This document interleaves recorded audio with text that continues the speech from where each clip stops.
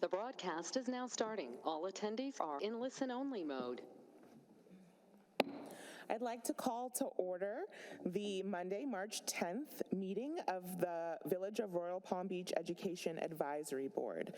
Can we please start with the Pledge of Allegiance? I pledge allegiance to the flag of the United States of America and to the republic for which it stands, one nation, under God, indivisible, with liberty and justice for all.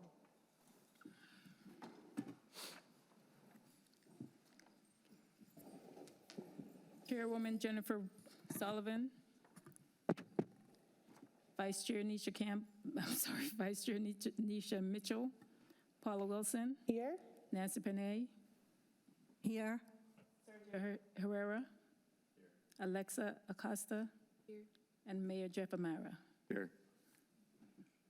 Thank you. Thank you again for joining us. And we have this evening Royal Palm Beach High School and Dr. Robinson. So I'd like to invite you to join us, share with us today. Thank you. Let's see. Okay, good evening, everyone. So tonight I'm going to just present and kind of showcase some of the great things that have been happening at Royal Palm Beach High School this year. In attendance, I have our JROTC cadets. I have some students from our HVAC program, our IB program, and our Latinos in Action. So at the end of the presentation, they will provide you all with some testimonials and just kind of share how our career academies and clubs and organizations have impacted their high school career. So first, just kind of jumping into starting out with our mission and our vision, which has been pretty consistent over the years.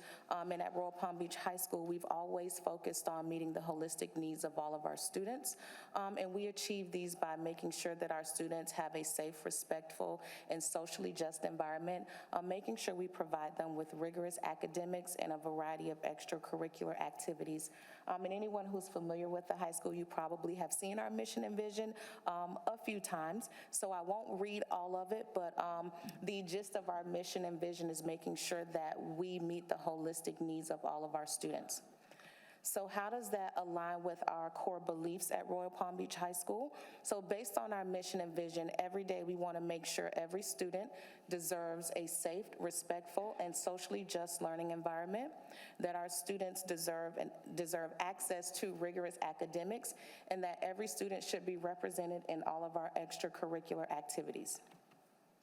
So just jumping into our school profile, I always want to start with a little bit of our demographic data so everyone knows what our school looks like. So right now we are at 2,320 students currently enrolled. We have 68 students who are Asian. We have 1,049 Black or African American students, 817 Hispanic students, 10 American Indian or Alaskan Native, 61 multiracial, and 318 white students. Our total enrollment by grade level, you can see that our 10th grade class is our dominating class right now with 611 10th graders. Our 9th grade class was at 532, 11th grade class is at 587, and our senior class right now is at 590 students. So that's how we get to our total enrollment for our student population. Now, jumping into our curriculum, and it was really important to kind of go over the demographics of our school to just understand our curriculum and how we choose which courses we're going to offer at Royal Palm Beach High School. So at the high school level, we really pride ourselves in offering a diverse variety of courses. It's one of those, the high school settings where you do have that opportunity to pick classes that really reflect the student interests on your campus. So we do pride ourselves in offering 35 college courses, 54 honors level courses, 11 academic electives, 24 vocational and career technical education courses, and 31 performing arts courses. So definitely making sure that we're committed to diversity in education and empowering our students at Royal Palm Beach High School. So this is just our school grade calculation. So I've done the past 2 years. As we progress in the presentation, we will transition into SY25. So as you can see, from 23 to 24, We have made gains in every accountability cell, and we hope to continue making gains. The only area that we're really focusing and we're being really intentional on going forward is our acceleration component, where you can see there has been a significant decrease in our proficiency in accelerated coursework at the high school level. So throughout the presentation, you'll see that that's what we will focus a lot on, because that is the one area that we're really targeting for the upcoming years. But last year, despite the drop in acceleration, we still maintained our C, which we were proud of, because last year the state did adjust our scale for school grades. So in '23, we would have been a B school. When that shift happened, we maintained our C, but we did not earn a B. So if you ask my students, they will all tell you that we're on the journey to 15, and we know that 15 is what? 15 points. Correct. They know that's 15 points to our B. So we say that every day. That is our focus. That's our goal, is for those 15 points so that we earn our B. So in doing so, we definitely wanted to make sure we added to our accelerated coursework. So we have added to our ACE curriculum because our students are more successful in those ACE courses. We've also maintained with our AP courses, so we haven't dropped any AP courses. And then for our IB courses, we've maintained with our IB coursework as well. So these are the 35 high school courses that we do offer on our campus. We also started offering dual enrollment this semester. So we have our first dual enrollment that we've brought back to the school, and we're really excited about it. We have our amazing cohort of 12, and we're hoping to grow that next year. We're going through the process of getting our teachers credentialed to offer the class during the day. So we'll be bringing those courses back next year as well. We also have our Career and Choice Academy programs, which also provide a direct pipeline to our acceleration, as a lot of our students are now actively pursuing their industry certification test, so that we can also use that as a way to increase our acceleration. So we do have our HVAC program, which again, we have our representatives here who will speak about our HVAC program. We have our IB, or our valedictorian and salutatorian, will speak on their experiences with IB. We have our marketing and entrepreneurship, medical, our Navy, JROTC, and our STEM Academy. So acceleration data points and how it breaks down for each set of coursework. So with our acceleration in high school, it's broken down into different areas. We have ACE, where students can earn accelerated points by passing an ACE class. We also have AP, which is advanced placement. We are fortunate that we have IB, because we do have the IB program at the high school, and then we have industry cert. So I kind of started out with Cambridge because that is our largest accelerated component on campus. So you can kind of see our data over the years, the number of courses that we're offering through our Cambridge program. So last year, we entered 1,546 students to take an ACE test last year. We've increased that by over 100 students this year. We have also increased the number of ACE exams that our students are registered for. Last year, we were at 2,601 exams that we registered students for. This year, we're over 3,000 ACE exams that our students are registered to participate in. Our success rate has been at about 40% every year, so we're definitely hoping to increase that 40%. Our goal is to get to about 70%, so that we can really see those increases in our our accelerated accountability cell. ACE diploma entries is increasing as well. This year, we are at 85 students that we have enrolled, and that is because we had such a large amount of students who we enrolled for the ACE diploma last year. So we do anticipate that number to increase when we start talking about our career programs and how we're going to align our ACE program with our IB program going forward. For our IB program, in '23, we were offering 12 IB courses. Mr. DeCurcio has done a really good job of kind of streamlining the IB courses that we're offering. So although there is a decrease in the number of courses that we're offering, our students are still earning their IB diploma. You will see that some of our entries are dropping off, so we have seen a decline in the number of student entries, and that's just because of the number of students who are actually applying for the IB program. But again, as we transition through the presentation, we have a plan to really increase our IB enrollment and participation at the high school. This year, we entered 120 students in for IB exams, and our results are still pending, so we'll have those at the end of the year. But I will say that our pass rates are really good for the number of students that we're enrolling. So even though our enrollment is low, we are ranked in the top 3 in the district for actual diploma success rate when the students graduate. And lastly, we have our AP program. So now AP doesn't offer a diploma like IB or ACE, but we do want to track our AP data as well.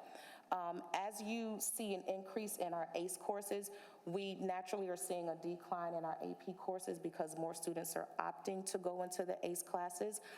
But again, if you look at our success rate in our AP classes at a 66% success rate, as we're putting the students into those AP courses, they are seeing a lot of success in those courses. And you'll also see that the number of AP exams that we're administering every year is increasing as well. So those are all the little pieces that kind of go into increasing that acceleration rate at the high school level. And the last one is our CTE. And these are our students who are in our career and technical education programs. So we added one more CTE course, but if you can see, if we look at over the 3-year trend, we are increasing. This year, where you see 237 certifications administered, that is 237 as of today, which is March 10th. So we still have a whole nother marking period to administer those exams, and we're already at a 78% pass rate for all of our students who are taking those CTE exams. So again, just making sure we're very intentional and very focused on the curriculum in the classroom, setting very strict deadlines for the students to complete those certifications. And I think we have about, I would say, 200 more students that are going to test, because the students continue to test until they pass. So although we have the 237 of the total number of students who will test, some of them may have tested once or twice and they weren't successful. So now the teachers are starting to just provide that individualized support, so when they test the 3rd time after spring break, they are successful. And then as far as our academies, so our completers for our academies, we have, as of this year, so far, we have 28 seniors who will complete the business and marketing program, 8 students who will complete HVAC, 4 cadets who will complete the entire 4-year ROTC program, 40 students who will complete medical, and then 20 who will complete our STEM and engineering program. Our total IB diplomas awarded, that is still pending. We'll find out at the end of the school year. But again, as I stated, we're ranked number 2 in Palm Beach County for the actual percentage of diplomas that are awarded for the senior class. And then our ACE diplomas, we were at 60% in 2003. Last year, we saw a significant drop-off. We did some digging, looked at our data, saw what was happening with some of the classes, so we're definitely expecting a much higher pass rate with the class of 2025. So now, here we are to where we are now, our school grade calculation. So as of, I would say, Sunday night, the district has released our predicted scores, and it's called Checkpoint 4, and it's comprised of all of the assessments that our students have taken so far. So where we are right now, we're really pleased. For ELA, we're looking like we're gonna gain 3 points in ELA. Math looks like we'll go up 4%. Biology is rocking and rolling with 15%, so we're really excited to see how our biology students are gonna perform at the end of the year. Acceleration, we've already went up 3 points because that's a lagging indicator, and graduation, we're already up 1 point. So the 2 accountability cells that are in the green, the 59 and the 96, those 2 accountability cells are fixed. That is the score. That's what will go in for our 2025 report card. So that is always from the previous year. Everything else in our goals is we kind of achieve. We're overachievers, so we win at about 10 percentage points. And if we fall between 5 and 7, we'll still make our goal of 15 points. Hopefully, we'll earn more points so we can jump up to an A. But again, our goal for the year is 15 points to make it to a B. So that kind of wraps up the academic piece. So in addition to focusing on academics, which is very important, we also want to make sure that we provide those opportunities for our students to engage in campus life. So here are all the ways our students can get involved, and I won't read through all of them, but these are all of our clubs and organizations that we have just to make sure our students feel like they belong and they have a place at Royal Palm Beach High School. We also have a full comprehensive athletic program where we offer our male and our female sports. And then we have our sports like tennis, track and field, weightlifting, which is our boys and girls sports. So these are our sports that we offer on campus. And I'm pleased to say that we had a pretty successful athletic season. The majority of our teams did make it to playoffs. So we were really proud of all of our athletes and their achievements this year. And then, of course, in addition to being scholars in the classroom, we also want to highlight what our students do outside of school. So we do have our service organizations this year really trying to push them back into the elementary schools and making sure we give back to our future Royal Palm Beach Wildcats. So we have our Latinos in Action, we have our student council, we have our AVID students. They all go into our feeder middle schools and they provide support in the classroom. Typically, we have them go out during their lunch period because our lunch period is 2 hours. So we work closely with the principals to try to schedule the students to go in at least once or twice a week to provide that support to our elementary schools. And we're also making sure that we are focusing on our PBIS initiatives. We are Gold School this year, so we're really proud of earning that gold status. And we do that just by making sure we highlight all the positive things that our students are doing on campus. And we also highlight our staff members for nominating our students for doing amazing things on campus. And in the corner is the Royal Market, which is what all of the students love. So Royal Market, they're shaking their head, yeah.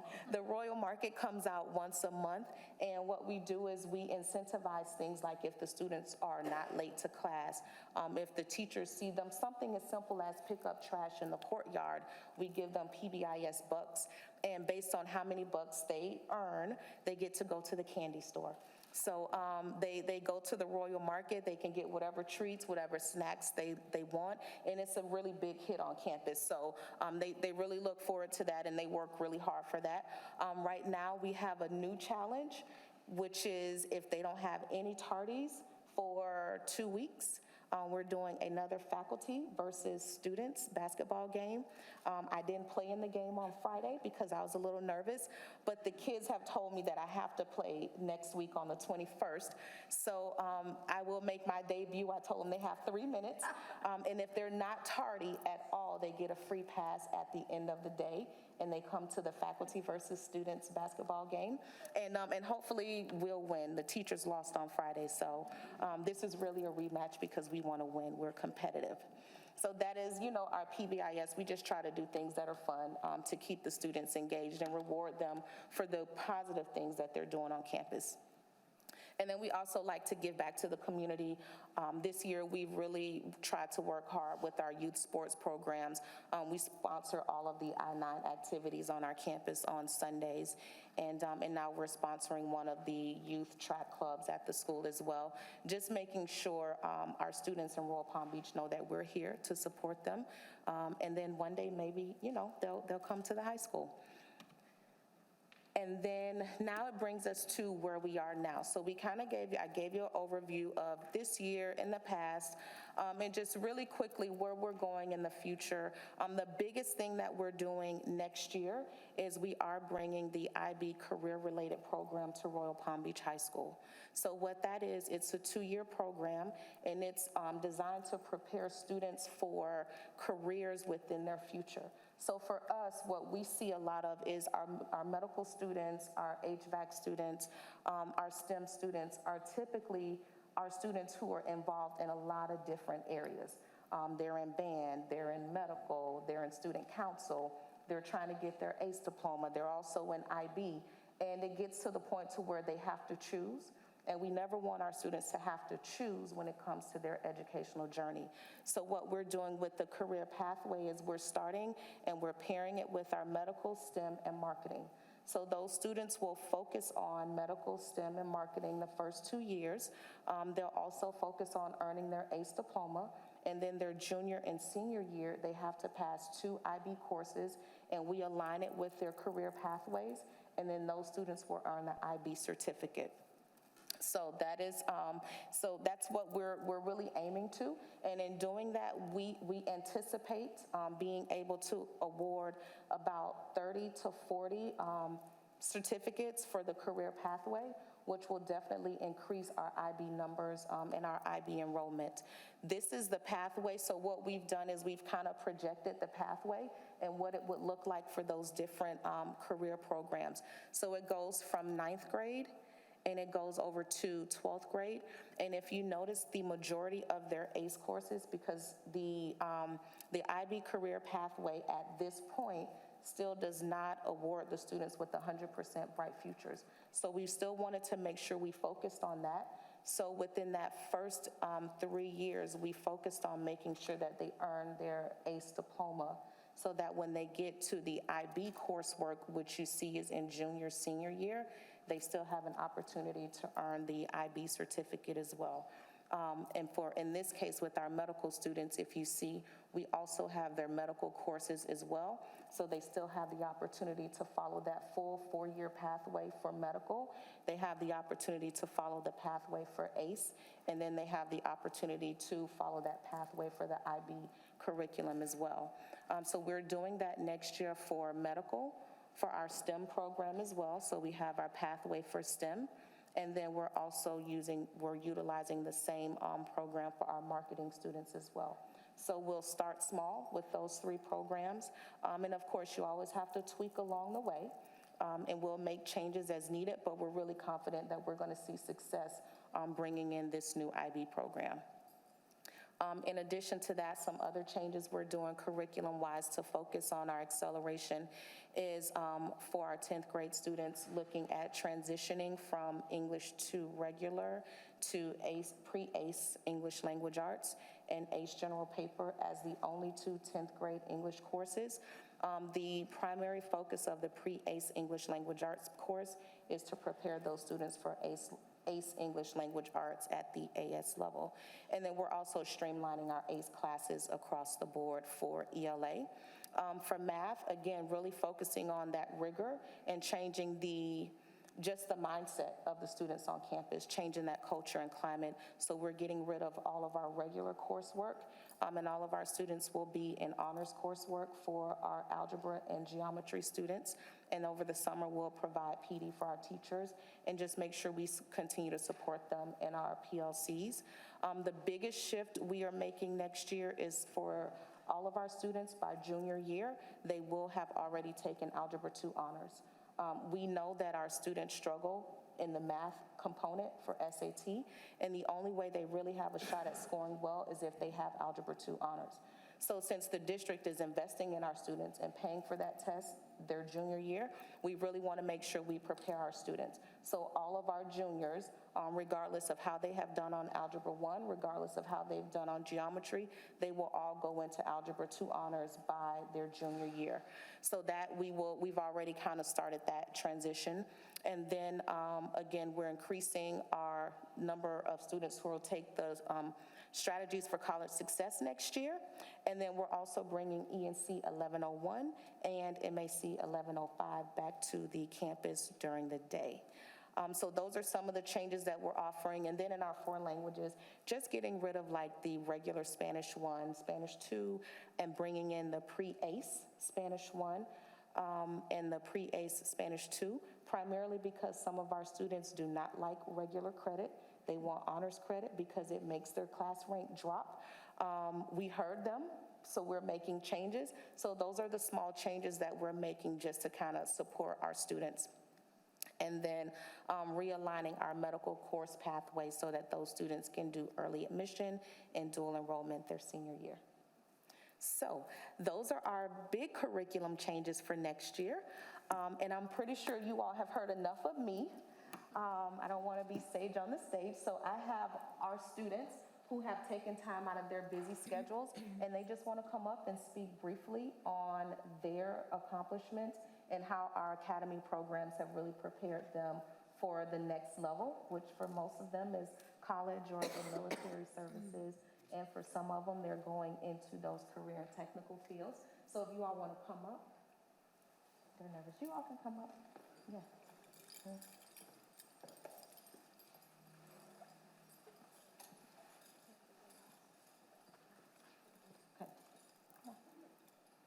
They're kind of nervous, guys. It's okay. You can go. Good evening, everybody. My name is Stephen Leach. I'm representing the HVAC Academy at Royal Palm Beach Community High School. It's a very helpful community. The staff here and the course has been detrimental to my future. The staff is very willing to help and accommodate in almost any manner possible to help me get my job. I work for Palm Beach County Facility Development and Operations.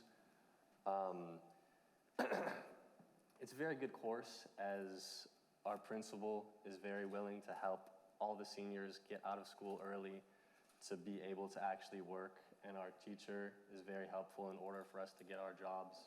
He was what got me my job. He's what got me my friend's job. It's a very good course. I have my Environmental Protection C 608 certification, as well as multiple NCCR certifications. This program has been life-changing, as well as the staff at our school. I'm very thankful to this community. Thank you.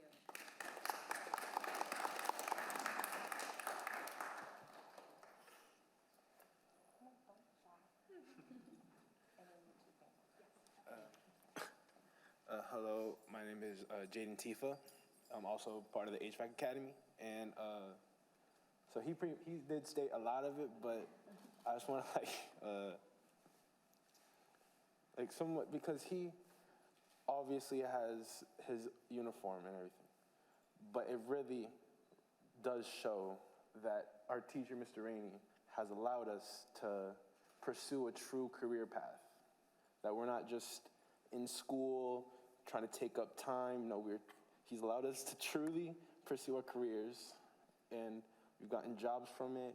We've gotten our NCCER, our EPA, and we're truly grateful for this community and for Mr. Rainey.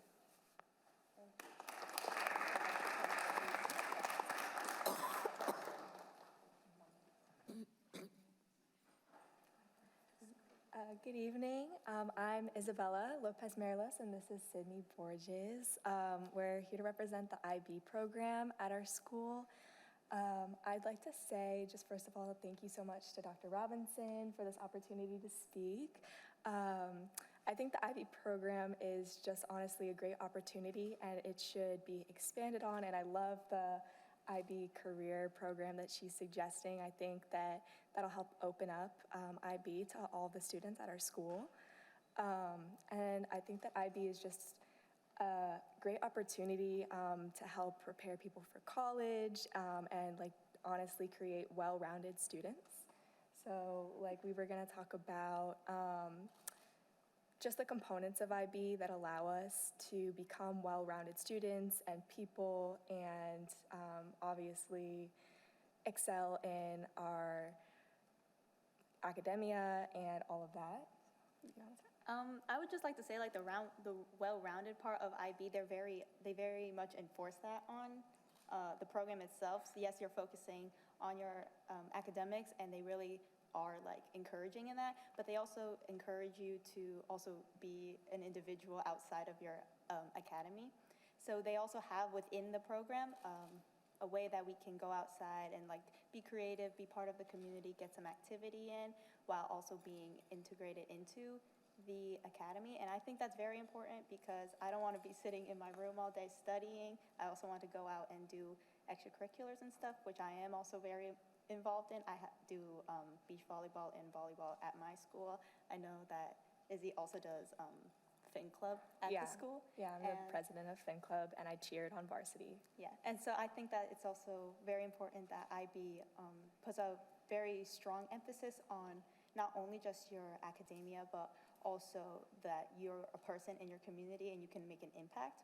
So that's something I like about it, but I also like how in IB you're able to apply what you know to your college and your career, because it's sort of different from AP and ACE because it's more rigorous and you're also in a smaller classroom. As you can tell by the numbers, there's only 15 of us. But that's something I also like as well, because you're able to make really strong connections with the people around you. I didn't get to know Izzy very much in our first 2 years, but then getting into the actual rigorous, like IB, we get to bond over the stress over the tests and stuff. But it's made us much closer than what we would have been if we were to, say, been in a different course or something like that. So I like that it really puts us together, makes us feel more united in that way. Yeah, and it also gives us the opportunity to build really strong relationship with our teachers, which I love, because in a class of 30 students, you might be really scared to be like, hey, I have a question. I'm really confused on this, or I really need some extra help. I really need some extra time. Like, I just don't understand, or even just celebrate and be like, oh my God, I did so good on this test. Like, I went from a level 7 or like a level 5 to a level 6 on my test. And our teachers are really, really supportive. Mr. DeCurcio is our IB coordinator, and he does a fantastic job giving us support and making sure that we are meeting our deadlines and that we are going to graduate with our IB diploma. But along with all of our other school staff, I know that both me and Sydney have our ACE diplomas and are projected to hopefully get our IB diplomas. Let's not jinx that. And I think projected to get our IB diplomas. Oh yeah, and I'm this year's valedictorian, and Sydney is our salutatorian. So it is definitely something that has helped us excel in school in general, but also within our community, and given us like just all these chances that I feel like without IB, it makes it a lot harder. So yeah. Thank you.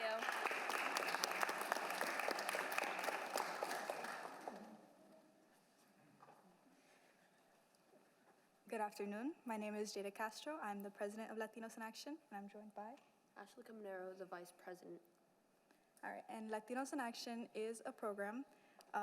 We started it 3-4 years ago at Royal Palm Beach High School, and our overall mission statement is just to help the Latino youth at our school.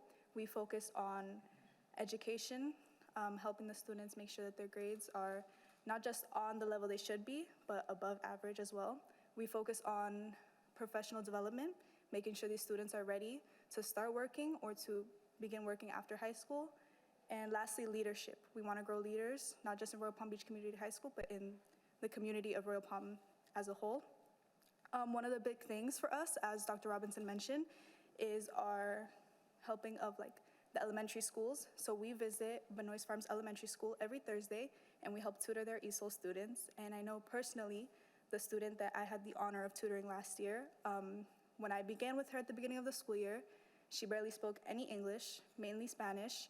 And by the end of the school year, she was a star. She was so well. She could have full conversations with me in English.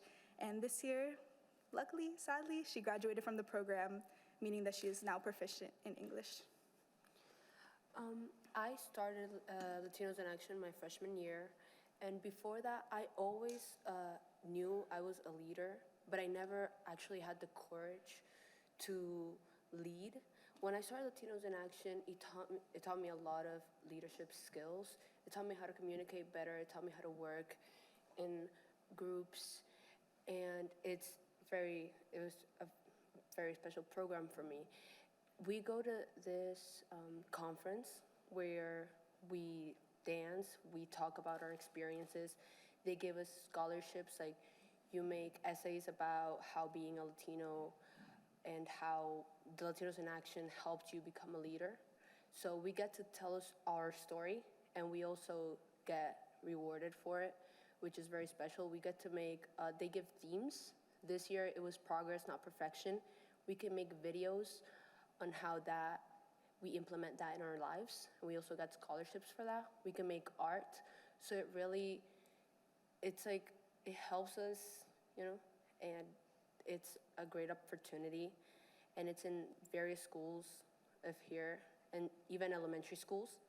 So that's something that I think every school should have because it has helped me so much.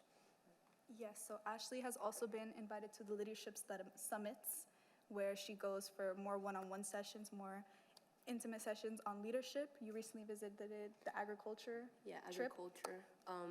Every month we have a different theme. We have like, the last theme was, well, they took us like to a jail.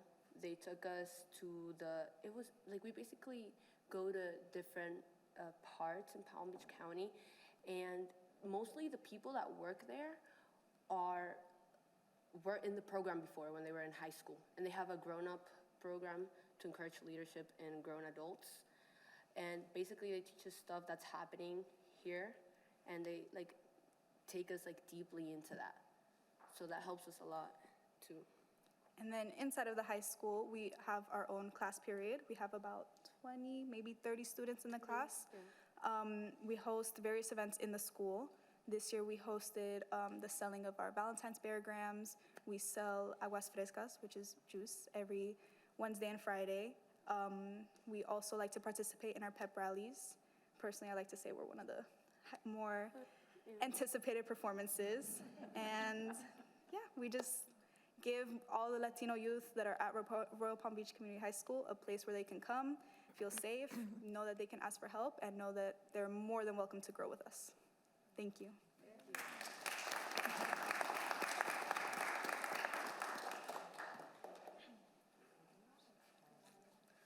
Hello, my name is Adriana Waith. I'm representing Royal Palm Beach High School's Marketing and Entrepreneurship Academy.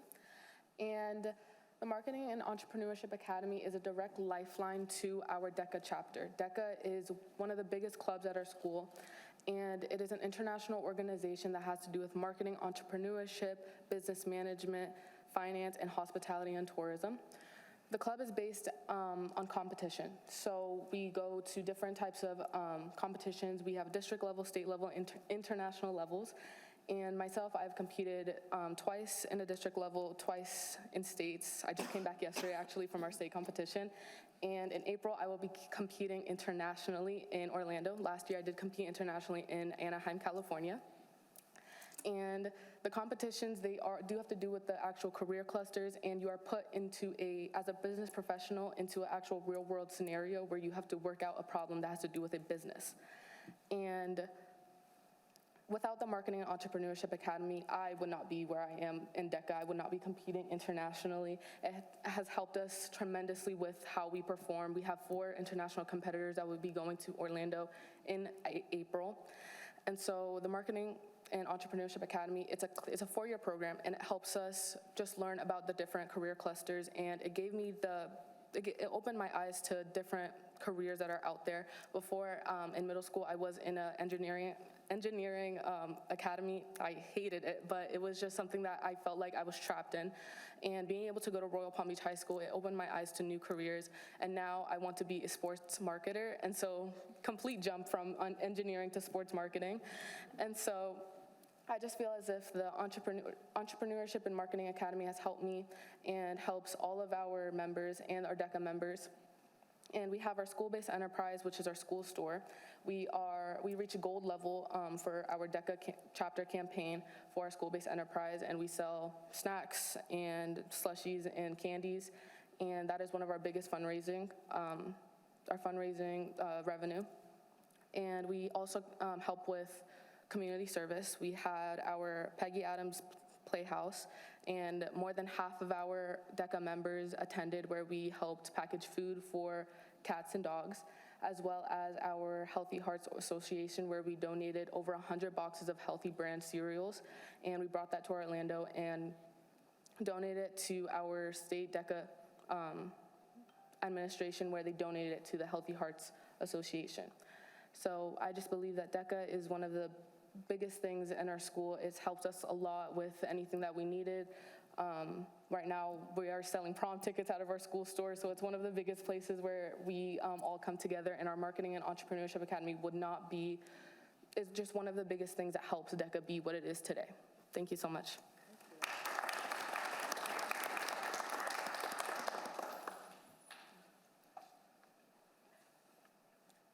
Hi, my name is Jana Smith, and I'm representing the Medical Science Academy and HOSA as well. The Medical Science Academy has really helped me because I'm able to early admit, even though I am in high school for 4 years, because you are considered a completer after 3 years, and I've earned my CPR certification, and I hope to earn my CMAA or my Certified Medical Administrative Assistant certification. And for HOSA, I am the treasurer, and I've gone to regionals 3 years in a row, and I'm planning to go to states for the first time this year. And I just really think that it's helped me to become more of a leader. It's helped me to be able to speak. It's opened more opportunities. Like, I wouldn't have been able to go to a nursing home and volunteer if it weren't for the Medical Academy. I wouldn't know that I could do that. I was just volunteering at school because I didn't know anywhere else to go. But when I got into the Medical Science Academy, I was able to do those different things. Thank you.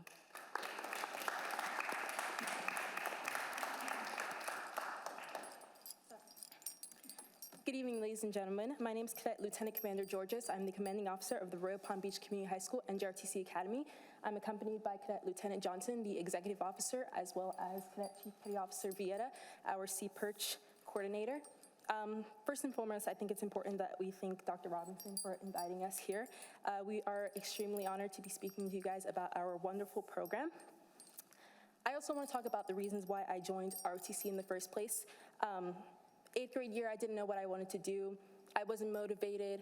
I didn't really find a purpose in life, and so I had an older sister who I really looked up to, and she was in the program as well, and I decided that I was going to join ROTC as well. Going into the program has really changed my life for the better. I've become more confident. My leadership skills are to the roof. I'm a lot more confident not only in my leadership skills, but in the people around me as well. And it's really presented me with an opportunity to be a leader not only for myself, but for the people around me. I'm not the only one who's received leadership skills from this. I know my fellow cadets have received leadership skills. Cadets have an opportunity to lead their own class period, which are called platoons, with the guidance of Chief Sandoval, our instructor. He has been an incredible mentor for us, not only for me, but for her and for Vieta. He's been an incredible mentor for us for the past 3 to 4 years now. We also give cadets the opportunity to lead their own departments, such as our administrative department, our supply department, our operations department, as well as our public affairs department. You can see him over there taking photos for us. Not only that, but we do give chance to cadets to give promotion testing. As cadets advance through the ranks, they are given more tasks and more responsibilities, which put them in more leadership positions to where they're challenged, but challenged in a good way, to where they grow their leadership and their confidence and their ability of problem solving and person-to-person skills. Not only that, we offer opportunities for cadets to become team captains. We offer a variety of teams. C-Perch is one of our teams. He's our C-Perch coordinator. We recently just had a great success with that competition, but we offer them to be team captains for those teams because, again, those are leadership positions, and they are positions where cadets get to lead and take us to victory when we go to competitions as well. Not only that, but we allow cadets to train the junior cadets. Our senior enlisted cadets get to train the junior cadets. It can be hard coming into a program that you don't really know about. You don't really know anybody, you don't have friends, but I think it goes a long way when you have that one person who is there to train you and who's there to ultimately kind of lead you through a program that is at times can be difficult, but it really makes an impact when the cadets have that set certain person who is going to take them through those steps and who are going to help them out and make sure that they don't fail. Because again, we train as a team in NJROTC. If we all fail, if one person fails, we all fail. So it's pretty much a family bond here. Not only that, but we nominate cadets each and every year to go to leadership summer camps. One of our very popular ones are Leadership Academy, where cadets, one female, one male, they go to an Leadership Academy down in Tampa, and they're trained by retired ROTC instructors who teach college ROTC, and they are mentally, physically, and emotionally trained, but ultimately it makes them a better person. They come back to our unit and they implement everything they learned. They try to motivate not only themselves, but the people around them to be better leaders so that the program can improve each and every year. And lastly, we do offer a basic leadership training during the summers. JRTC is a cadet program for cadets led by the cadets. So that means everything that's being taught with the guidance of our instructor is being taught by the cadets. We teach them leadership. And so the summer training, basic leadership training, is basically where we have the senior enlisted cadets as well as our officers. We train the incoming freshmen as well as a few sophomores who didn't get a chance to attend their freshman year. And we train them, and we make sure they have a smooth transition, not into ROTC, because that's not the only thing that matters, but into high school as well, because it can be difficult coming in as a high schooler and you've just finished middle school. It can be difficult, you know, you don't really know where you belong, you don't really know what group you want to hang out with, you don't really know what curriculum you want to do yet, so we help them as well, not just transition into JRTC, but to transition into high school, because it really is amazing attending Royal Palm Beach High School, and we want to make sure that they know that as well. All right. Good evening, ladies and gentlemen. My name is Cadet Lieutenant Johnson. I am the XO, or the Executive Officer of the Royal Palm Beach ROTC program. So I actually joined ROTC since my family has a large background in the military. My father was in the Navy, my aunt was in the Army, my uncle served in the Vietnam War, my great-grandfather served in World War II. So I wanted to carry on that legacy. At first, I truly did not know what I was gonna do at all. I was nervous, I was shy. I would hide behind people and just be like, I think this would be a great idea if we did this, but my voice wasn't heard. I joined ROTC a year later in my sophomore year, and I can't even express how much it brought me out of my shell. I went from a shy little girl to somebody who's standing here in front of you guys today, being able to attend Virginia Military Institute thanks to this program. Not only has it given me public speaking skills, but it's also kind of brought me into the realization of, okay, this is what society is. This is how I should act. How am I a well-rounded citizen? How can I contribute to society? And that is what ROTC aims to teach us. On top of that, after high school, like I already said, I'm going to Virginia Military Institute. I plan to join the Air Force and be a combat rescue officer. And I wouldn't be able to know that if it wasn't thanks to my instructor, my NSI, Chief Sergio Sandoval, who's been not only a great help as a mentor, but also a great help just figuring out the world. I'm actually going to divulge a little bit into our educational benefits with ROTC. So one of our biggest benefits that we're offering right now currently to cadets, if you actually join an ROTC in college, we offer you guys a $1,000 scholarship. That is sponsored by the Navy League. I just earned that this Saturday. And then on top of that, if you decide to enlist, we're offering $800, along with the fact that you're going to be 2 pay grades higher with an ROTC background. So we also offer, of course, the ASVAT, which we do want not only our cadets, but our student body to know that it's not only trying to direct you into the military. If you join ROTC, it's also about, okay, this is we're setting you up for life. We want you to be well-rounded. We want you to know, okay, I'm good at this. I like this. This is something I can do. So overall, I would just like to thank ROTC, thank our NSI, thank the people I've met in this program. If it wasn't for my CO, I wouldn't be able to know what it's like to have a true family. So I'd just like to thank everybody here today, and as well as our principal and our NSI. Now we're gonna call over Chief Petty Officer Villeda, and he's going to explain a little bit more about our events that we've held. Good evening, everyone. Like they said before, my name is Cadet Chief Petty Officer Mark Villeda. I am not only the supply chief for our company, but I'm also the CPERCH Youth Coordinator. Now, a big question is, what is CPERCH? CPERCH is a STEM program based out of RoboNation. They give out scholarships, whether it be for different STEM or STEAM majors all across the globe. And with CPERCH, it has been one of the most life-changing experiences I've had. Not only did we get to host it a competition, a regional competition here in the community of Royal Palm.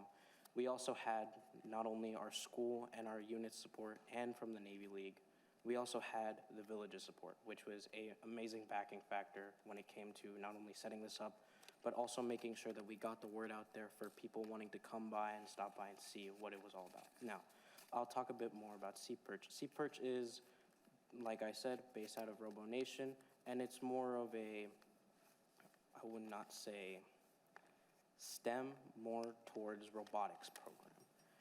You build together with your team a PVC robot, you design it to make it get through courses or go through different tasks that it has to complete. And this is all for the purpose of we want to promote STEM majors in our communities, not only for the next generation, but for the generations we currently have in high school that are about to graduate. And not only that, being a youth coordinator of an event such as this and having the village support, not only from the board here, but also from the mayor, was something I did not expect and has been life-changing. Thank you very much.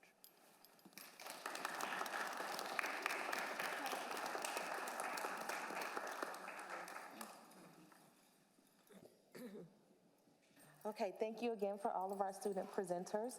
It's really hard to kind of sum up everything that happens at the high school in such a short period of time. We've been meeting with the students, and I told them, guys, keep it to about 3 to 5 minutes. But it's so hard because they do so much around the campus, especially our valedictorian and salutatorian. I call them my dynamic duo, Val and Sal, because if I don't see them in the picnic table next to me during lunch, I'm always like, where are they? Because they sit right next to me on the golf cart every day. And I'm still waiting on them to start their speeches. Yes, we're working on inspiration for speeches. But again, I'm just happy, proud of our kids. C-Perch was a very big event. And again, thanks to Mayor Humera. He was a very, very intricate role in that event and was there a lot supporting the kids. And he's actually at the school a lot supporting our cadets as well. So again, thank you for supporting Royal Palm Beach High School. One thing I did mean to add, and I haven't done a lot of research, but we're definitely looking at trying to introduce an AI curriculum at the high school next year. Ms. Wetzel has been working with me, and I've been working with Dr. Johnson as well, just to kind of expand on AI and all the possibilities and how we can just incorporate that into Royal Palm Beach High School, because that is just the wave of the future. That is the way that we're going. So we definitely want to embrace that and teach our students how to use AI the correct way. So we're looking forward to that. We want to start doing our research. We have one teacher in mind that we would like to teach that elective course, so stay tuned. And again, thank you all. That is all we have for Royal Palm Beach High School. And if you all ever want to come by and visit, our doors are always open. Thank you so much.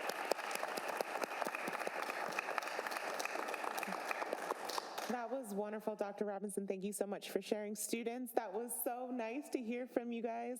I was a big fan of the Lip Dub last year, so it was very nice to see and hear from all of the, different sectors at the school. And of course, Alexa represents Royal Palm High School very well every month. So it was very nice to hear from your perspective what you do and what you stand for and what you represent and how community oriented you all are.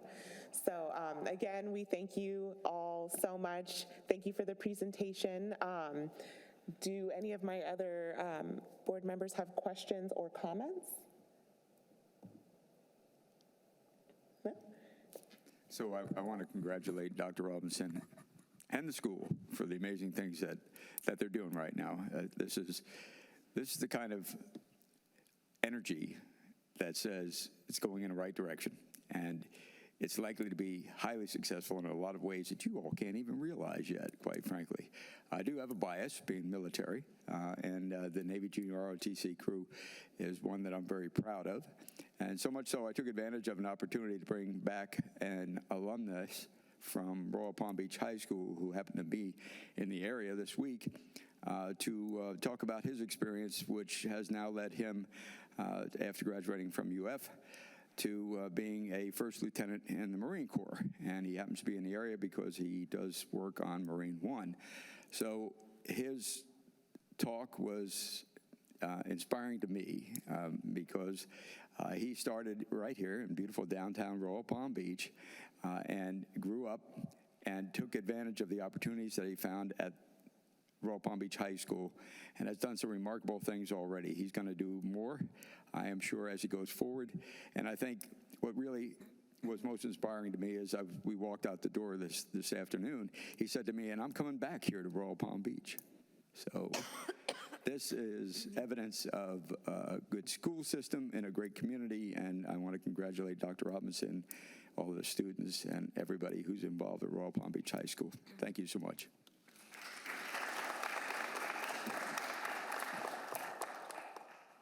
Well, I invite you all to stay for the remainder of the meeting, but if not, this is usually our transition time before we have the Central Region District Principal report. So if you've got to leave, we understand, but we do invite you to stay.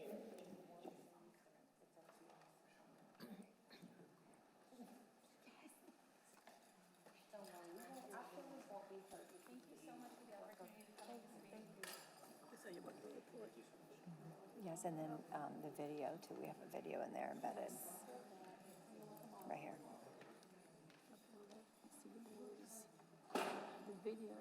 The video is this one. No, it doesn't work on there. Oh, where would you like?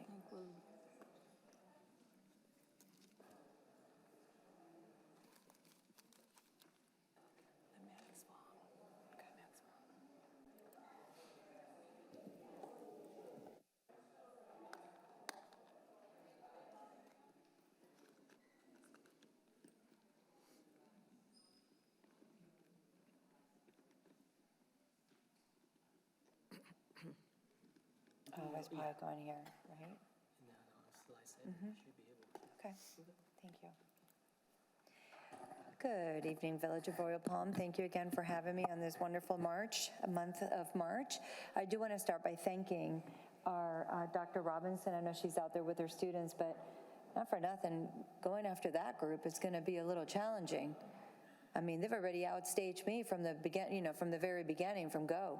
So anyway, I am so thrilled to be here this evening. I do want to thank our instructional superintendent, Karen Wetzel, is here representing Royal Palm Beach High School and Crestwood Middle School. Dr. Vivian Green is here representing the elementary schools. And our principals and assistant principals that are here this evening representing us. Some of our assistant principals are out there also with the kids. But, when you look at the amazing students and they're finishing their education, finishing with their senior year, you saw many of our seniors speaking tonight, our valedictorian, a salutatorian, and all of the different many academies that are being represented. It's just, it's an awe. It's amazing with the talent and with the exposure that we're able to provide these students. So for some of these students, they've already made decisions around what they want to do for their career or college or go and serve our country. They've already made those decisions. We have kids that graduate high school that are in the middle of college and they still don't know which way they're going to go. My son's one of them. So to think that all of these wonderful seniors have already made their decisions and have already been hired, or they know exactly what they're interested in, it really speaks loudly for the options and the opportunities that we are providing our students at the high school level, especially at Royal Palm Beach High School. I know that there's been some adjustments with programming that will add more students into IB, and that's something that we've been working on. And Dr. Robinson has really come up with a very creative approach to be able to do that, which is wonderful. Bringing in the AI program is something that our Mayor Hamara has been really envisioning, and great idea. So we're moving forward with that. So it does take a village, to come up with those ideas. But it also takes an administrative team that is open to those ideas and being able to move forward. So we love our partnership, and we will continue doing so. I also want to, you were outside, weren't you? Just for a minute. So both of you, so I wanted to welcome you this evening as well. Ms. Andrews always here as well, and Lisa, thank you for being here. So as we know, all of the work, we anchor ourselves with a strategic plan. Notice that 2027 is coming sooner than we know, right? And so we are, as a district, are going to begin planning for our next strategic plan, but we still have unfinished business that we are working on. So we're going to start our tour of schools, starting with Cypress Trails Elementary School. Award-winning author James Patterson, many of us know Mr. Patterson from being local and being such a talented author. He sponsored a phonics-based program, which is UFly, and it's out of University of Florida. And they actually taped most recently a documentary, both at Cypress Trails and then another school on the east side, on the east coast, both from Central Region, but they did most recently tape that documentary to talk about the great, amazing work that UFly, which is a phonics program, is really adding to our primary grades to be able to read quicker, better, faster, so that then you can read to learn. Also, Cypress Trails SECME team, you can see them there, excited to participate in the annual SECME Olympiad. That's probably one of my best memories of being an elementary principal, is watching our students, develop their rockets and their bridges and their mousetraps. So much fun. Their next school advisory council meeting is scheduled for April 2nd. Also, one of the most exciting announcements about Cypress Trails Elementary is that they were recently awarded with Exceeding Expectations Award School. This is something very difficult to acquire. This is not something that you actually apply for.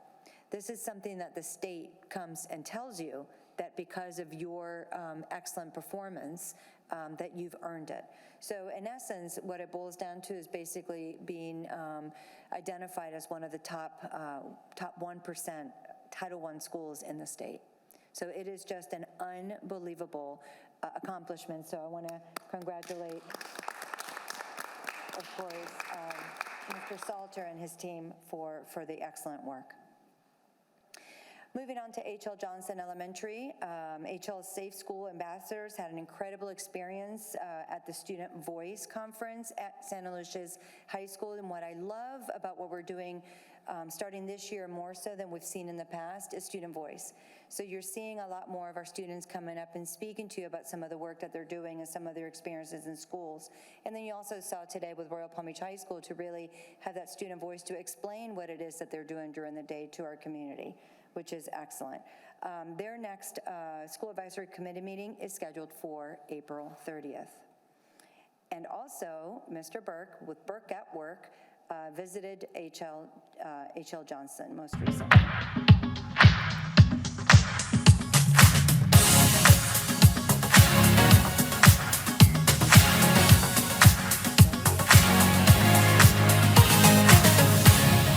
Today, we're going to have a fun morning. Well, this is a great day at H.L. Johnson Elementary School. It's Valentine's Day, and I'm in Mrs. Seaver's VPK class. Yesterday, we made Mr. Burke Valentine's. Is this me or is this you? You. That's me? That's pretty good resemblance. Mrs. Seavers, thanks for having me here today. What an incredibly fun place to be. It's fun every day. We try to instill fun in everything we do. You ready? Okay. The quality of instruction along with the fun and engaging environment, it's incredible. What they're going to do is they're going to come up and show you what they brought, and it had to start with a Q and a U. The academics are great, but if they don't come with the play and the fun of learning, what's the point? What do you hear? R. You know, I think it's a lesson they'll never forget. The Q and U go together. Quill. Good job. What do you hear? T. I'm so impressed the kids are already learning their letters and the sounds they make and the phonics instruction. This is just seems so important that kids get started as early as possible. Absolutely. Enter the class. Time to explore. Math, science, reading, and so much more. I think instilling that love for learning as early as possible and then building students' confidence so that when they get to kindergarten, they're kindergarten ready.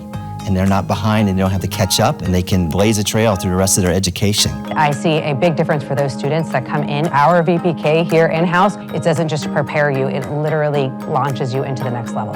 It's one of our priorities in the district, and for our school board, it's one of our top legislative priorities. We'd like to be able to expand these programs because we know how important it is, and the earlier we can start, the better chance that the students will be reading on grade level at 3rd grade, and they'll be graduating and off to pursue, college or career in their dreams. Why is it important to be respectful? I was just so impressed with Mrs. Sievers, and just to see the level of enthusiasm she continues to bring each day. We're just so thankful and grateful to have her taking care of our kids. Teachers of older students can't fathom why somebody would want to spend the day with a bunch of 4-year-olds. And I tell them, how can you complain about a job in which you are told you are loved many times throughout the day? And that's what keeps me going. We'd just like to thank all the VPK teachers because you're making an incredible impact. And when these students graduate in 13 years, you will have had a lot to do with their success. So Mr. Burke at work as a VPK teacher. And it just tells you Palm Beach Schools is your best choice.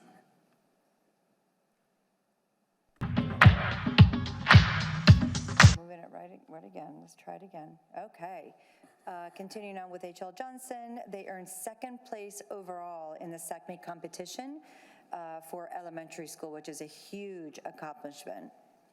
Royal Palm Beach Elementary School, some of their recent highlights, they actually held the first of 3 New Worlds Reading Initiative literacy workshops for families. That is something that it's a state initiative. However, it is in partnership with University of Florida with Lassinger. So it is a great opportunity to be able to share with the parents what they can do at home for reading. The second workshop will be available for parents at Cypress Trails, which is scheduled for March 14th, and the third one will be at H.L. Johnson. So I love the way that they do the rotation so that they're able to access all 3 schools and invite the parents from all 3. Royal Palm Beach Elementary School recent highlights. They also participated in the Autism Speaks Field Day, which was held in downtown West Palm on March 2nd, and their next school advisory committee meeting is scheduled for March 19th.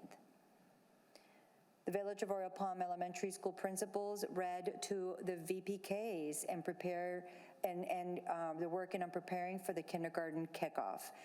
Cypress Trails Elementary on April 7th from 8:30 a.m. or at 6 p.m., and that's for the kindergarten kickoff. H.L. Johnson Elementary is scheduled for April 9th, 6 p.m., or April 11th at 8:45 a.m. And then Royal Palm Beach Elementary is scheduled for also April 9th at 9 a.m. or at 6 p.m. And as you notice this year, the times are available both in the morning and in the evening to be able to work around work schedules for parents. But we want to encourage our parents to come to the kindergarten kickoff and register their children, as well as receive the preparing for pre-K kit that the school district does provide, so that the parents are well equipped to be able to help their child be prepared for kindergarten, so that they are kindergarten ready. Crestwood Middle School, some of their recent highlights. Congratulations to Caitlin Panz's acrylic painting titled Thy Flower, to be displayed in the Capitol building in Tallahassee. And I was over at that board meeting when the artwork was being recognized. And then also another highlight is that winners at the 15th Annual School Bus Drug Prevention Media Contest. We have several winners. Haley Swanson with Artist Choice Award in the Visual Arts Division. Rebecca Dorsonville in the Artist Choice Award in the Digital Arts Division. Riley Westcott in the Popular Choice Award for the Portrait. And then Trish Duber for the Visual Arts Teacher, Middle School Teacher winner. So lots of talent. We know that they have one of the best artistic programs, Crestwood Middle School. Also, their robotics team soared to victory at the Sea Perch competition, which was held on January 25th. They got 3rd place in the mission course, 3rd place in the technical design report, and 1st place in the team video. The sixth grade field trip to Florida Atlantic University Gallery was of course, in Boca Raton. You see a picture there. And also their next school advisory meeting is scheduled for April 3rd. They also celebrated their school counseling team on February 3rd, and all of their counselors there, thank you for all you do, including our behavioral health professional. Moving on to Royal Palm Beach High School, some of their recent highlights is the Educational Foundation Supports Grant of $30,000 was granted to the Royal Palm Beach High School HVAC Academy, which was absolutely phenomenal, and you've heard from two of their students this evening. Also, the National Junior ROTC, the final Sea Perch competition of the year, showcasing underwater robotic skill. And you see all of their pictures and their hard work and their successes. And their next school advisory committee meeting is scheduled for March 18th. And as you heard this evening from our valedictorian and salutatorian, Isabella and Sydney, what impressive young ladies, both of them participating in the IB program. And then also congratulations to the Royal Palm Beach class of 2025, top 10%. And there they are. Congratulations to all of our students. And I'm going to open up to any questions. No questions for me, but thank you so much for sharing those highlights. That was great. Wonderful. And now I'm going to invite our very own Mrs. Andrews for her update.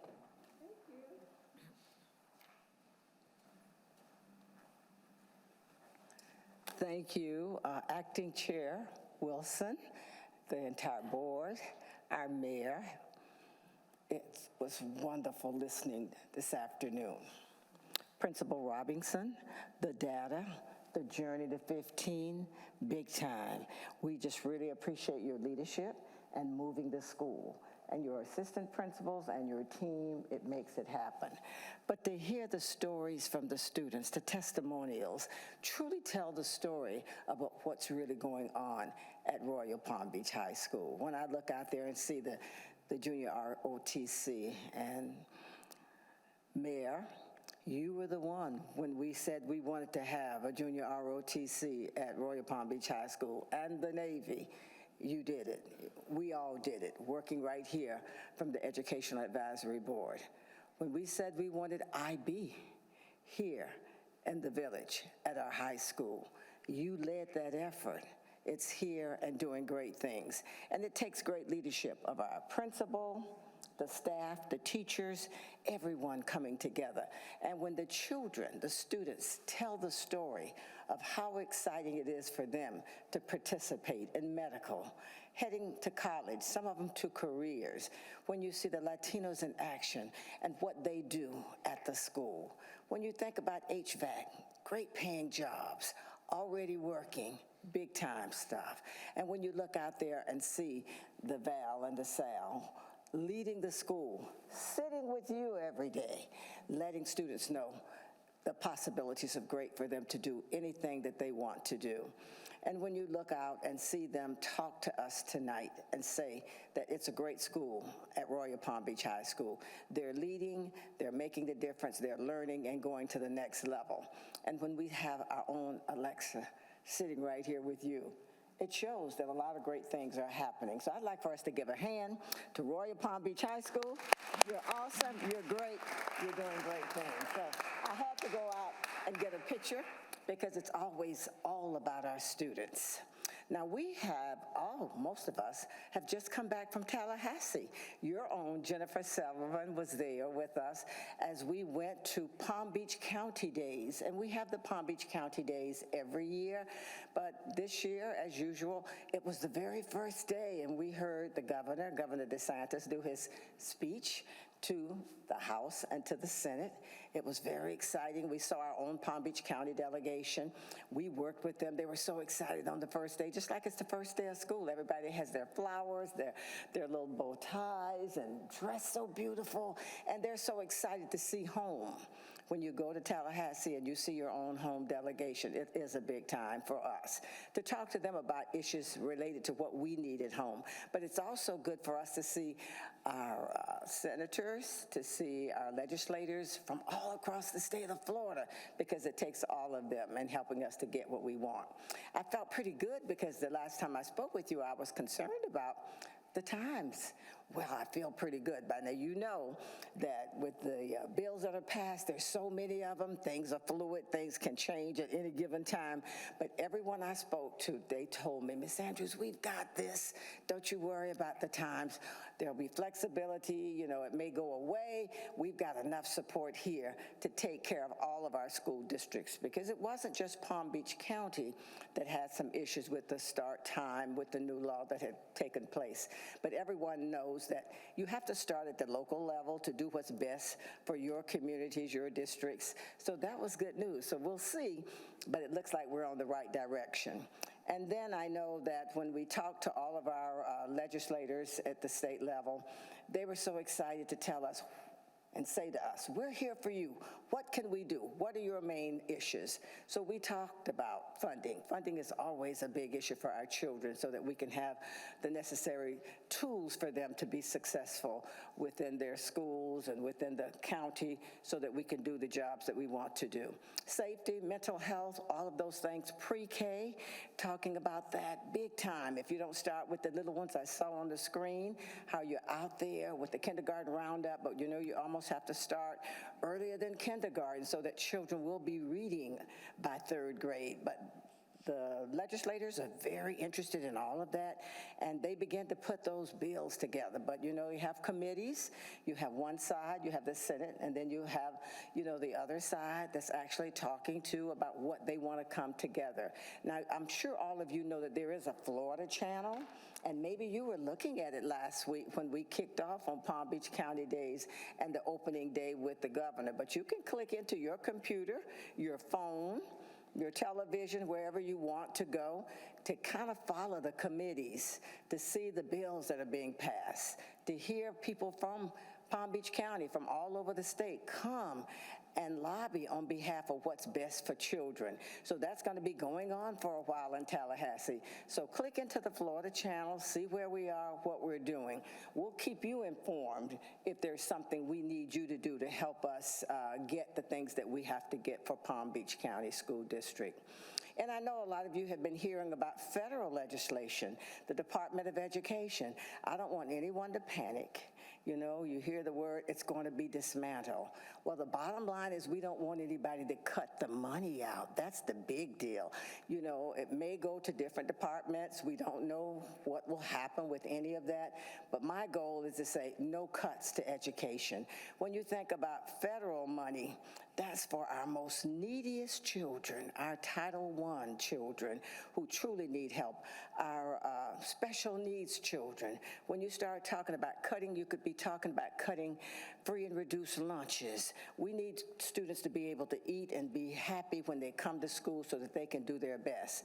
So as we listen and work closely, the School District of Palm Beach County has a federal lobbyist, and you all have had her here, Ms. Solnet. So I hope that you will invite her back again over the next few weeks as we listen to what's going on at the federal level, which will come down to the state, because we do follow the law here in Palm Beach County, and I'm hoping that school districts all across the state always follow the law. So whatever the law is as it relates for the federal government, as it relates at the state level, it passes down to us at the local level. So we have to be prepared, certainly to have a voice, to let people know if there's something that's coming in the pipe, that we have input. We have input from the school board, from the parents, from the community, and from our educational advisory boards. So the voice that we have at the federal level now is no cuts. We can't afford to have any cuts, especially with the federal monies. That money supplements the state that comes to us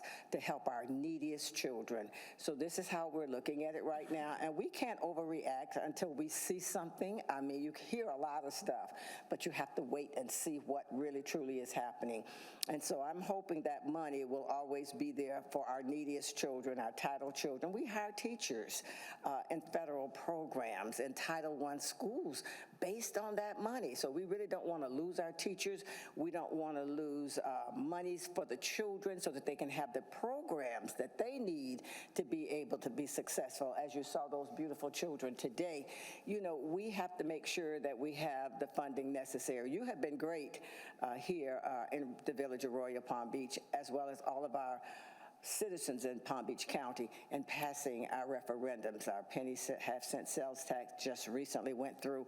You've been doing it, but it takes all of that money and more from the federal as well as the state level to be able to do the things that we do for our children, make us number one. So we'll keep you informed as we hear things. I don't want you to overreact. If you hear something, just know you can always call your school board member, Marcia Andrews. I've been with you for a long time. Give me a call. The superintendent, you have Valerie Haynes and the team over there, and we are continually monitoring, and we're continuing to communicate, because that's what's most important. Sometimes people may not know what you need, so we don't want any cuts. So we're talking at the federal level, at the state level, to make sure that we don't lose any funding for our children. And it's a time of change with our new president, and you know, we don't want anybody not working and pulling their weight, but we surely don't want anyone to take the monies that we've had over the years for our neediest children. So we're actually doing the best that we can to make sure that we keep everybody informed of what our needs are here in Palm Beach County, and I think that's being done at every level across the state of Florida and across the country, to say we have to still keep these programs in place because the children need them. So just keep in touch with us at the state level. Hopefully get Ms. Solnett in here to talk about what's happened at the state level. Remember, it's all fluid right now. When you get on the Florida Channel, you hear something one day and you think it's going, and the next thing it could be gone. So you have to kind of keep following it and knowing and clicking into those bills to make sure that they're moving on a track that become, you know, official and a law as we move forward. And the same thing with the federal government as we have our new president in place, and that whole look may be different, but it may be for the best when we see how it actually works out. And surely we need to keep our money, so we don't want any change to come from funding of these programs. Any questions from you all tonight?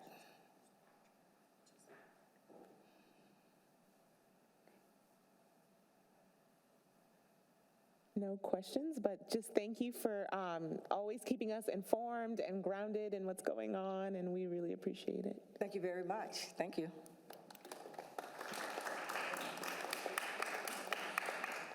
At this time, do any principals have anything to share? Okay. Moving along into our school liaison reports, do you have, go ahead. Good afternoon. My name is Sergio Herrera, providing liaison report for H.L. Johnson. H.L. Johnson is ready for voting tomorrow, so get out there and vote. February, they had an amazing Black History Month museum with a huge parent turnout. They also celebrated Read Across America with a full week of buddy reading and fun dress-up days. They are proud to have earned the Everglades Champion Award for the 5th year in a row. Students and teachers participated in the Autism Walk as the population of students with autism continues to grow. They also hosted a Valentine's family skate night at Astro Skate at the start of the month, and they spread kindness by celebrating Random Acts of Kindness Week. That was great. Thank you, Sergio. Do you have any? Okay, so I'll just add that I'm still enjoying my time at Crestwood. The kids and I are getting to know each other. I'm there twice a week. I just love hearing, like, when are you coming back, Miss Wilson? I love it. So thank you again for allowing me the opportunity. I look forward to, I think, am I invited to the spaghetti dinner? Okay, thank you. I'm looking forward to that. I know Crestwood also had their multicultural day, and there was one other thing now, it's evading my mind. I know All-Pro Dads, you guys had, and the last SAC meeting, which was great. We talked, generated a lot of good conversation. So thank you, Dr. Nance. At this time, are there any statements from the public? Okay. Do I have a motion to approve the minutes of the Education Advisory Board meeting of February 10th, 2025? Oh, sorry, I skipped you, Alexa. Reverse. At this time, we will have our student council report. Thank you, Mayor. Good afternoon, everyone. I just want to start making my own little testimony about student council because I'll take any opportunity to talk about student council. I joined my sophomore year, and I joined knowing absolutely nobody. And when I was filling out the application to join, my teacher, Miss Mila, was helping me with it. We were looking at the student body positions, and she was like, "Oh, what if you ran for student body president?" I literally laughed in her face because I just never thought I could do that. But once I joined student council, I learned so much about leadership and going to all the different opportunities like SFLTC, FASC, and SASC. I learned so much about leadership and about communicating. Freshman year, I was very quiet and introverted, and I've learned so much about public speaking and like how to boost other people. And I'm so grateful about student council. I can go on and on and on, but I'm not going to. Start off from February 21st to the 24th, 20 student council members attended the Florida Association of Student Council Convention at East River High School in Orlando, Florida. We placed first in membership motivation, third in technology, and we won our gold medallion. I'm very proud of my council, and we've been working very hard on these books. This Saturday, we held a car wash from 10 a.m. to 12 p.m. Still trying to figure out how much money we made from that. Also this Saturday, Student Council attended Relay for Life, and we sold candy salad goodie bags. I had an amazing time. It's such a great cause, and the ceremony was so beautiful. Also this Friday, we'll be filming our lip dub for this year, so I'm very excited for that. And on March 20th, 2025, we will be hosting the county Anything Goes Field Day for all seniors and student council in our county. So I'm very excited for that as well. Thank you. Thanks so much, Alexa. We always love your updates. Mayor, do you have anything that you'd like to add before the minutes? Well, just the one thing about actually just backing up what Ms. Andrews was saying about staying informed. It is really important, and it is very early. And it is not hard to stay informed. It really isn't. And never doubt that your voice will make a difference. We have organizations that pull those voices together that make a greater impact. One of them is the Education Advisory Board here. There are many others as well. There was also a comment made about voting. The schools that are being used for voting, as all of our polls are open at 7 o'clock in the morning.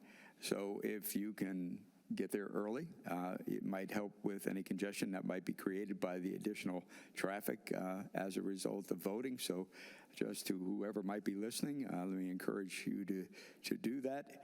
And as I said, your voice matters. Every vote counts. And so please take advantage of this responsibility and opportunity that we have tomorrow. Thank you. And thank you for that reminder.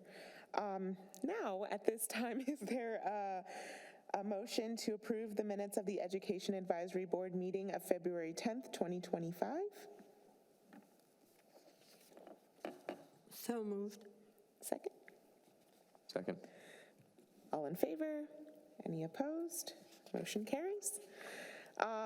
I would also, before we adjourn, like to invite our state representatives to present at our legislative update meeting on May the 12th. Just a reminder, in April, we'll be conducting our scholarship interviews, so we will not have a traditional meeting. I look forward to that as well. So I will see everyone back here for the legislative update on May 12th. And this meeting is adjourned. Thank you.